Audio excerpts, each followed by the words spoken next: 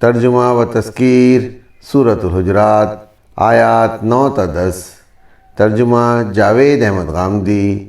تفسیر و تذکیر وحید الدین خان۔ آواز سراج الدین۔ اعوذ باللہ من الشیطان الرجیم، بسم اللہ الرحمن الرحیم۔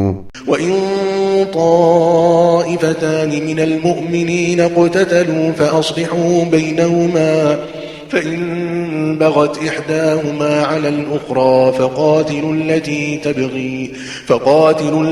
تَبْغِي حَتَّى تَفِيءَ إِلَى أَمْرِ اللَّهِ فَإِن فَاءَتْ فَأَصْلِحُوا بَيْنَهُمَا بِالْعَدْلِ وَأَقْسِطُوا إِنَّ اللَّهَ يُحِبُّ الْمُقْسِطِينَ إِنَّمَا الْمُؤْمِنُونَ إِخْوَةٌ فَأَصْلِحُوا بَيْنَ أَخَوَيْكُمْ وَاتَّقُوا اللَّهَ لَعَلَّكُمْ تُرْحَمُونَ۔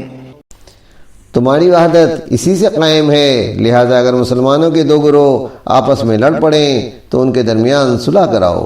پھر اگر ان میں سے ایک گروہ دوسرے پر زیادتی کرے تو جو زیادتی کرے اس سے جنگ کرو، یہاں تک کہ وہ اللہ کے فیصلے کی طرف رجوع کر لے۔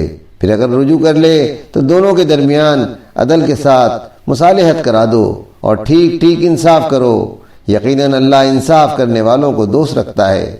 ایمان والے تو آپس میں بھائی بھائی ہیں، لہذا اپنے دو بھائیوں کے مابین مصالحت کراؤ، اللہ سے ڈرتے رہو تاکہ تم پر رحم کیا جائے۔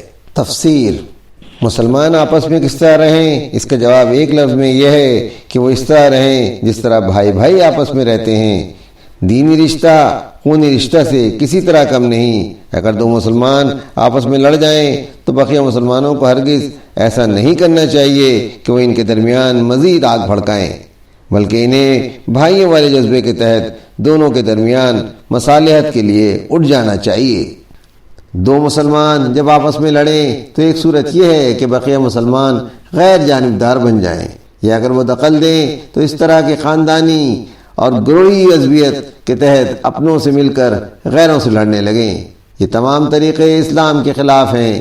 صحیح اسلامی طریقہ یہ ہے کہ اصل معاملے کی تحقیق کی جائے اور جو شخص حق پر ہو اس کا ساتھ دیا جائے، جو شخص ناحق ہو اس کو مجبور کیا جائے کہ معاملے کے منصفانہ فیصلے پر راضی ہو۔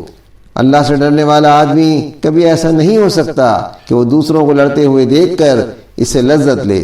وہ ایسے منظر کو دیکھ کر تڑپے گا، اس کا مزاج اسے مجبور کرے گا کہ وہ دونوں کے درمیان تعلقات کو درست کرانے کی کوشش کرے۔ یہی وہ لوگ ہیں جن کے لیے اللہ پر ایمان اللہ کی رحمتوں کا دروازہ کھولنے کا سبب بن جاتا ہے۔ تفسیر تذکیر القرآن وحید الدین خان۔ آواز و بیان سراج الدین۔